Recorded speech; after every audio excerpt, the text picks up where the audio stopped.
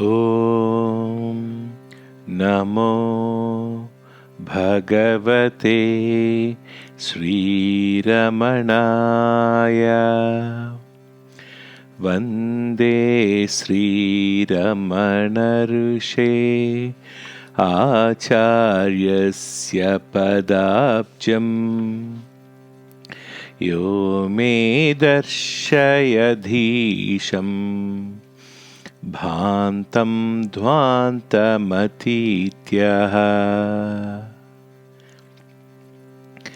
अखण्डसच्चिदानन्दे परब्रह्मण्यलौकिके विलसन्तं गुरुं नौमिं सर्वदा हृद्यहं भजे. Day by Day with Bhagavan, Episode 2, 18/9/1945 afternoon. A group of Bengalis have come. One of them has recently lost a child. He put the question to Bhagavan. Why did that child die so young? Is it his karma or our karma that we should have this grief? Bhagavan. The prarabdha which the child had to work out in this life was over, and so it passed away. So we may call it the child's karma. So far as you are concerned, it is open to you not to grieve over it, but to remain calm and unaffected by it, being convinced that the child was not yours, but always only God's, that God gave and God took away. And in this connection, Bhagavan took out the Yoga Vasishtha in English to refer to the story of Punya and Pavana. Strange to say, when he casually opened the book, it actually opened at the story he had in mind. And from the book, he asked me to read out the portion where Punya advised his brother Pavana not to grieve foolishly over the death of their parents, pointing out that Pavana had had innumerable births in the past, in each one of which he had a number of relations, and that exactly as he is not mourning for the death of all those relations now, he should not now mourn for the death of their father either. The visitor asked, when a person dies while yet a child and another lives long, which of them is the greater sinner? Bhagavan, I cannot say. I told the visitor that the data he had given could not by themselves enable anyone to judge which was the greater sinner. Visitor, if a person lives long, he has greater chances of perfecting steps to reach realization. Bhagavan, the person dying young may soon be reborn and have in that life better chances of striving towards realization than the other person living long in this life.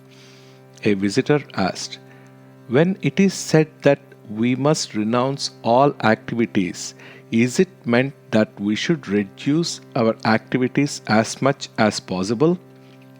Bhagavan, by giving up activities is meant giving up attachment to activities or the fruits thereof, giving up the notion I am the doer. The activities for going through which this body has come will have to be gone through. There is no question of giving up such activities, whatever one may or may not like. 27/9/1945. Bhagavan suddenly seems to have felt like visiting Skandashramam, where for about a week now repairs are being done, and so without notice to anybody, after the midday meal, Bhagavan, on his usual after-lunch stroll, wended his way towards Skandashramam, followed by attendant Rangaswami. Few knew of this till about 3:30 p.m., but after 3:30, the news gradually spread, and almost all the devotees went up to Skandashramam and found Bhagavan seated on the terraced platform in front, which overlooks the temple and town. We found Bhagavan in very good spirits and relating various events and incidents that happened during his stay there previous to his coming to Ramanashramam. Bhagavan had a mind even to continue stopping there and to spend the night there. But all the devotees had thronged there, and none looked likely to move till Bhagavan moved. So, at about 5:30 p.m., Bhagavan started, looked at the various parts of the ashramam, telling us where he used to sleep, where he used to sit, and where mother sat, where they cooked, where the old tap was, and so on, and then got down by the steps. On the way, he visited Virupaksha cave and explained about his life there also. Here he pointed out the Matattu Pillayar Madam, the niche, which is now a small window on the wall facing east in the veranda in front of the cave. Matatthul Pillayar, that is Ganesha in the niche, is an expression occurring in two stanzas, one composed by Ishwara Swami and another composed by Bhagavan in praise of a Ganesha image placed in that niche at the time Bhagavan was staying in Virupaksha cave. Some sannyasi who seems to have been living in that cave for some days now, brought water from the well nearby, and Bhagavan drank it with pleasure. Then Bhagavan left the cave for Ramanashramam, slowly wending his way down the steps. At the foot, we all sat with him under a peepal tree around which there is a platform, close to Guha Namashivaya's cave. Shatakopa Naidu of Bangalore brought some puffed rice and groundnuts. All the crowd sat there with Bhagavan and enjoyed this picnic. By this time, it was getting dark, and we all started along the hill track leading to the town through Guha Namashivaya's cave and along the main road, and reached the ashramam about 8:30 p.m. It was a marvel that Bhagavan did this trip all on foot in this way, the more so because his left big toe had become either dislocated or badly sprained on 26/8/45, and as a result thereof is still having some pain there. Since Bhagavan left Skandashramam, he had gone there 2 or 3 times within about a year or two after his settling down here. But after that, that is for nearly 22 years now, he has never gone there till today. Bhagavan was in great spirits, and all the way down from Skandashramam to Ramanashramam, he stopped once every few yards and related various incidents and made remarks about some trees having disappeared in the interval, and about some cracks in the Virupaksha cave, about the place where Jedaswami rolled stones down on Bhagavan. Though Bhagavan would have it, it was all only in fun, and about the heavy rain and storm that came on one night and displaced huge boulders and created a spring for the convenience of Bhagavan and his followers. 6:10:45.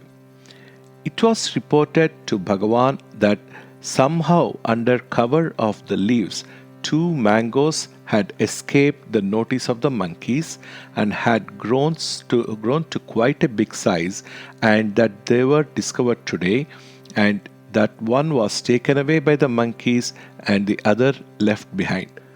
This made Bhagavan think of the expression Ilai Marum, and by or which means under cover of leaves, and by association of ideas, he thought of a stanza in Prabhu Linga Leelai, the ninth in Marula Shankara Devar Gati, and read out to us a few stanzas where it is related that once Marula Shankara was living like a madman near the place where leaf plates, after eating, were thrown away in front of a mutt. Neither the head of the mutt nor the disciples knew anything about this man. But when Allama Prabhu went that way, Marula got up and prostrated himself at his feet, and Allama Prabhu in turn took him up and embraced him, for each knew the other's worth.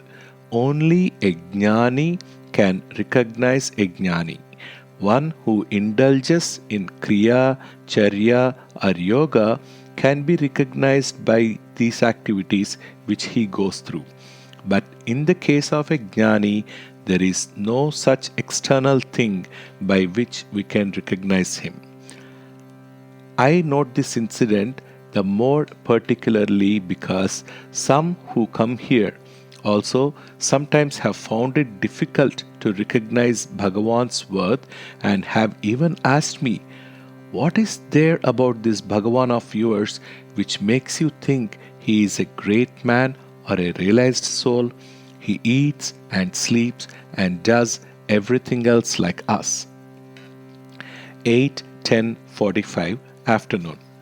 Janaki, daughter of Mr. A. Subbarayudu, the deputy superintendent of police of this place, asked Bhagavan, "I want to do Namasmarana always, but I am also keen on getting higher education. She is in the first year college class. What should I do?" Bhagavan, "There is nothing contradictory between the two desires." Janaki, "If I am always doing Namasmarana, how can I carry on studies for which the mind is required?" Bhagavan did not answer, but Friedman and I told the girl. It was said both could be done at the same time. Friedman added, "Give the mind to studies and the heart to God." 9:10:45 afternoon. Mr. K. Mahatani asked in continuation of the above, if we want to succeed in any enterprise in the world, we must give our whole mind and heart to it. Otherwise, we cannot succeed. So, it is rather impracticable to devote one's mind both to God and worldly activity. Bhagavan, if one keeps fixed in the self, the activities will still go on and their success will not be affected. One should not have the idea that one is the doer. The activities will still go on.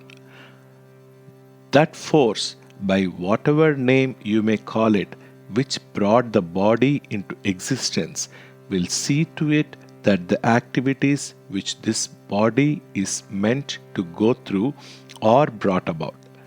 Mr. Mahatani was still not quite satisfied, and thereupon Bhagavan referred him to read an article on renunciation, which is found at the end of the Gita Press edition of Bhagavad Gita. This article mentions 7 stages of renunciation, and Bhagavan said, "Let Mr. Mahatani see if anything in this article appeals to him." I read out the whole article in the hall for the benefit of all, as Bhagavan desired. It is said there that one who has reached the 7th stage of renunciation will not feel even when his body is cut by a weapon or some other suffering is inflicted on him. When this portion was being read, Bhagavan remembered the following poem.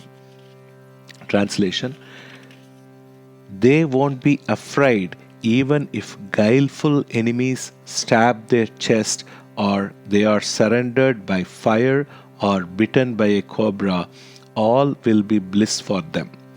This is found in Ponnambala Swami's commentary on Bhagavad Gita in Tamil stanzas, chapter 6, verse 17, page 150 of the Ashramam book.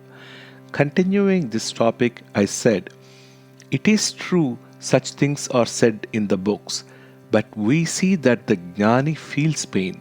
Even one like Sri Ramakrishna Paramahamsa felt pain when he had cancer of the throat and cried out, "Why has Mother sent this pain to me?"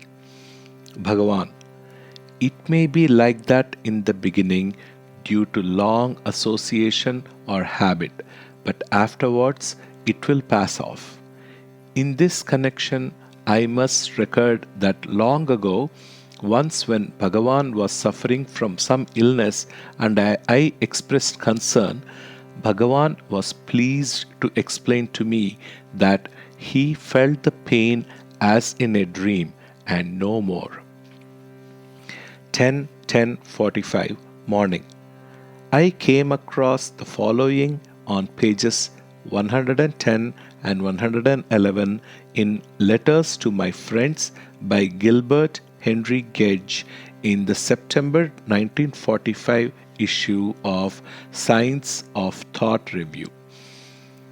Again, people sometimes say that when they are at work, there is no time to be thinking about God. Their mind has to be, quote, on the job, end quote. Now, friend, I say to you once again that for all these different matters, the remedy is the same. Seek first the kingdom of God. When that is done, all things fall into their proper place and their proper perspective in our mind. God is in you and in all your circumstances now, and you and your own individual little world are in God now. Realization of that fact involves also the realization that all things in your life are in their right place and order, that the law of God rules your whole life and circumstances. Nothing whatever can be excluded from the rule of that law when we realize that our life is actually lived in God.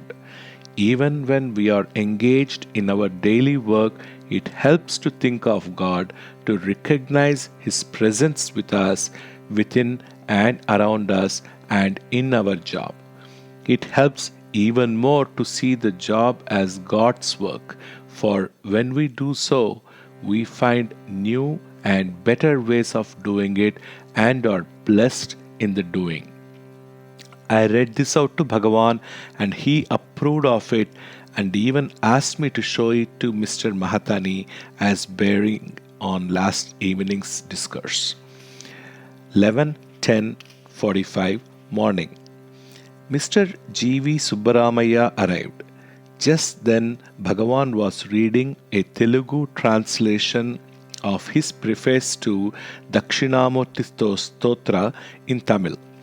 A few days ago, Mr. P.C. Desai brought to Bhagavan's notice a Gujarati book on Dakshinamurti Stotra written by himself, and in connection with it, Bhagavan asked me to make for Mr. P.C. Desai's benefit an English translation of Bhagavan's Tamil preface to the Stotra. This led Srimati Nagamma to make a Telugu translation. Reading and explaining the above Telugu translation, Bhagavan told Mr. G.V. Subbaramaya practically all that he had told Mr. P.C. Desai before. The gist of it is this. Dakshinamurti, that is, the great Shiva himself, could not express the truth of the one reality except by silence. But that silence could not be understood except by the very advanced. The others have to be told. And yet, how is one to say in words that which God Himself could not express? Shankara therefore advises the method of praising Dakshinamurti, and with that as the ostensible object, really seeks to explain that all is Brahman. In the first four stanzas, he explains the nature of the world, since what prevents our knowing the reality is the world, and if its, that is, world's nature is understood, the obstacle in the way of realizing truth will be removed. In the next four stanzas, he explains the nature of the jiva. Then he explains the connection between the two and teaches that all is self. Trying to explain the scheme and gist of Shankara's Dakshinamurti Stotra, I wrote the above brief preface.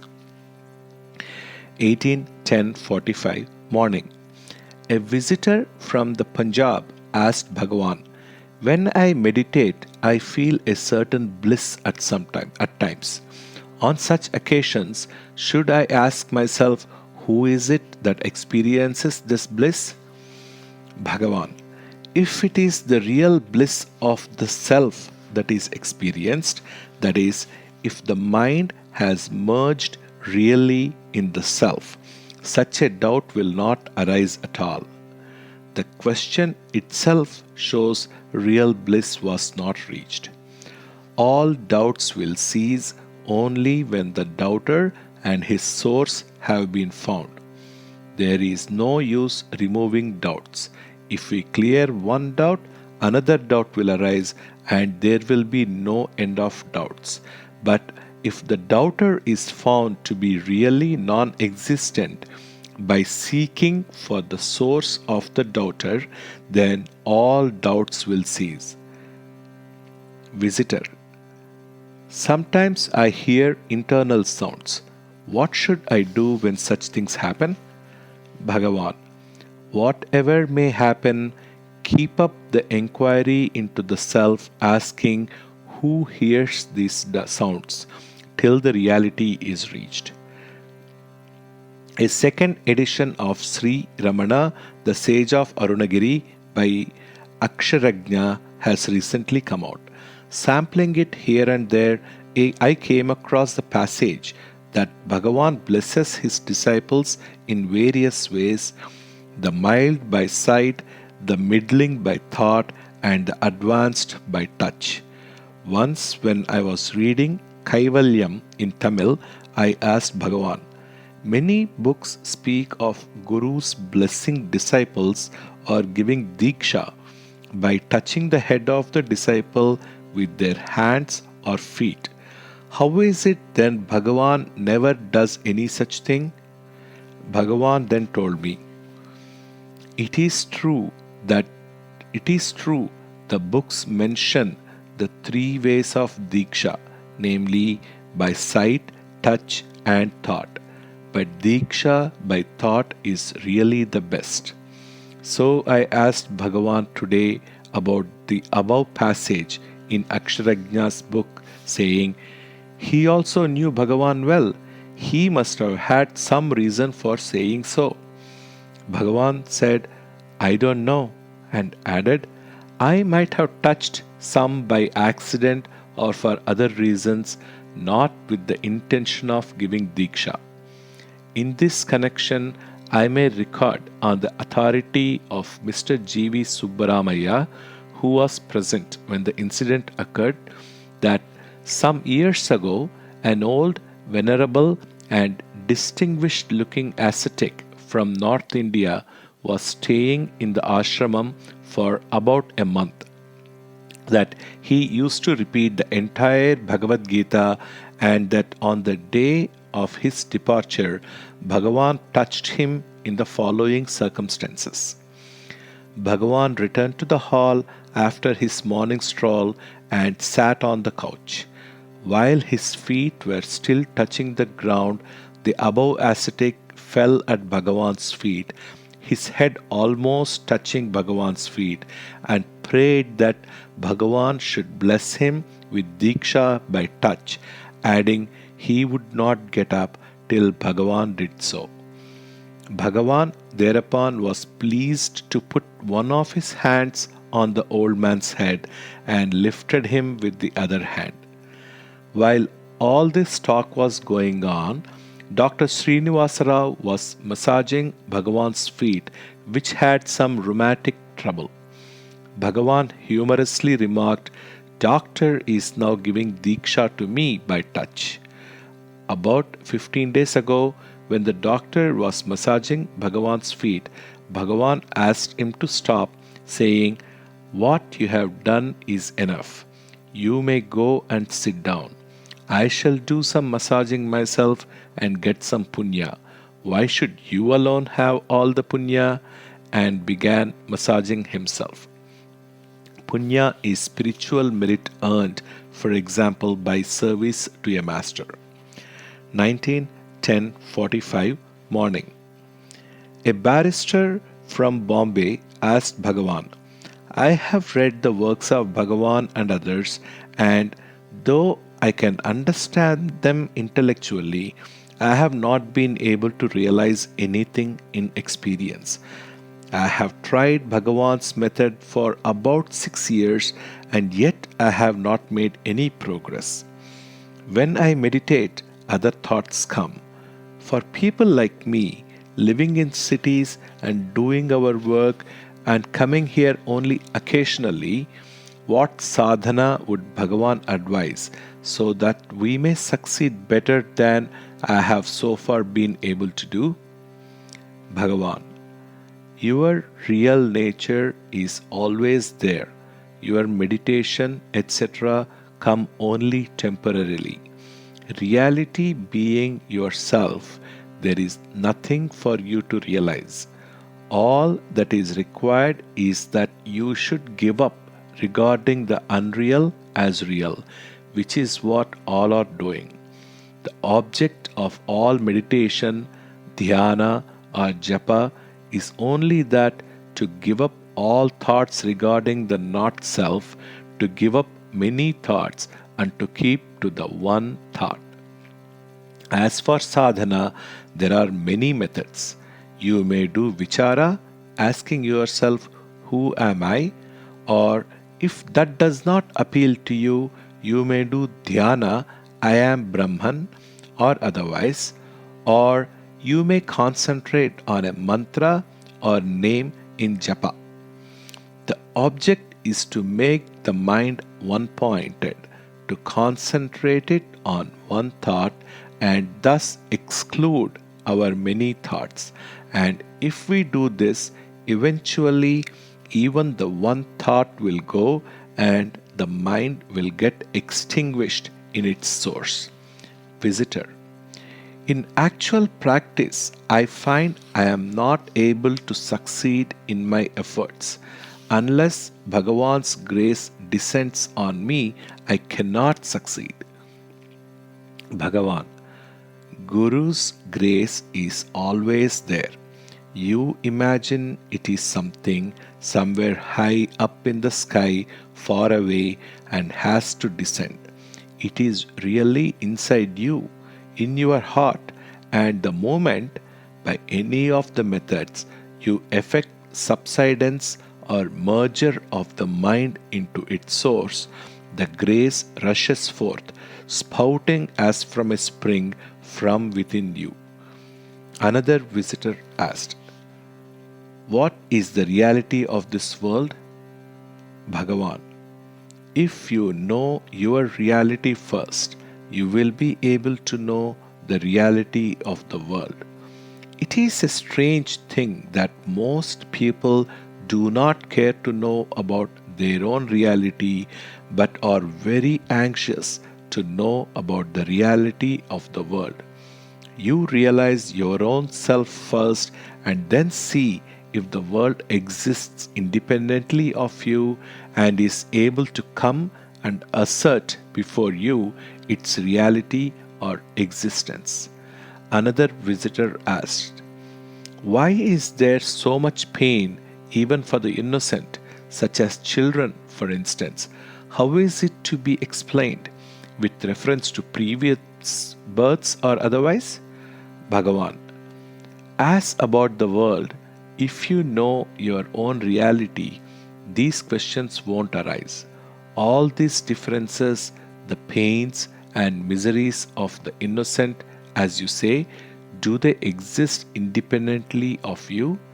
It is you that see these things and ask about them. If by the inquiry, "Who am I?" you understand the seer, all problems about the seen will be completely solved. Dr. Syed asked, if a person prays for a spiritual good for say 2 years and yet is not answered, what should he do? Bhagavan. It may be it is for his good that the prayer is not granted. Afternoon. Bhagavan related the following.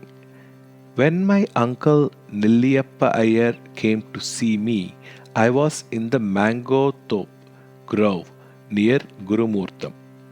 The direct and shortest route to that place from the railway station lay through a place where a Swami was living. My uncle, meeting that Swami and in his anxiety, because I had come away directly from my schoolboy life and so could hardly know anything about religion or spiritual truths, inquired of the above Swami whether I really knew anything in the path on which I had entered. The Swami told my uncle that I knew nothing, but was sitting with eyes closed in a firm and obstinate manner doing some sort of hatha yoga. So my uncle, who had a notion that none could know anything of value in spiritual life without reading Vedanta Shastras, had a very poor opinion of me and felt only pity for me. Later, when I was in Virupaksha cave, one day I was explaining the fourth stanza in Dakshinamurti Stotra to a young man who used to come to me frequently and who had requested me to explain the stotra.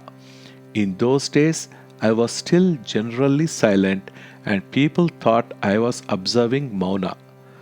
My uncle suddenly appeared on the scene and I was caught in the act of explaining the stotra. I was taken aback and for a moment hesitated whether I should continue the talk or observe Mauna. But seeing my uncle had already learnt that I did not mind talking, I continued the discourse. This convinced my uncle that I knew a great deal, which he thought I could not have known. Bhagavan added, the Swami who informed my uncle first that I knew nothing had also to change his opinion. This is how it happened. One day, returning from my pradakshina round the hill, I entered the Ishanya Mutt and there I found this Swami. He showed the Viveka Chudamani and asked me about some stanza there. When I explained it, quoting other portions from the same book and also other books, he completely changed his estimate of me. I may also record here, since it does not seem to have been recorded so far, that Bhagavan told us that when his uncle came and had to send a written message to Bhagavan before he could get admittance, the poor gentleman had no ink or pen and wrote his message on a piece of paper with some twig for his pen and the juice of prickly pear fruit for ink. 26/10/45 morning. Bhagavan told me that one morning when he was sitting on the veranda in Virupaksha cave, the words Karunayal Ennai Matani came to him very insistently, but he took no special notice of them. It seems the same thing happened the following morning also. Then Bhagavan composed the first stanza of Arunachala Padikam, 11 verses on Arunachala. The next morning, the words beginning the second stanza similarly came to him, and he composed the second stanza.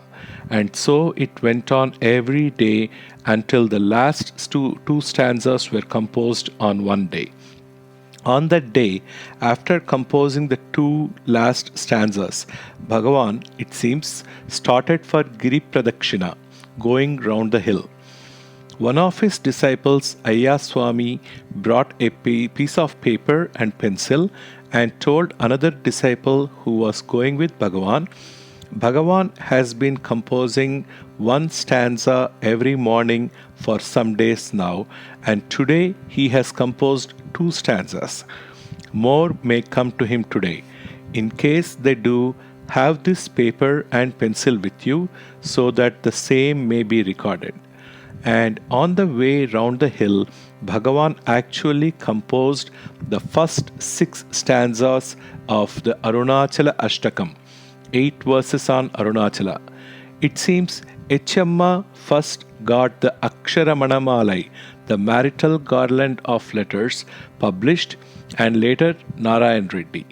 This Narayan Reddy came to know of the Padikam and Ashtakam soon afterwards and wanted to publish them. Then Bhagavan composed 2 more stanzas for completing the Ashtakam, and the Padikam and Ashtakam were published by Narayana Reddy. This is how the Padikam and Ashtakam in the 5 hymns on Arunachala came to be composed.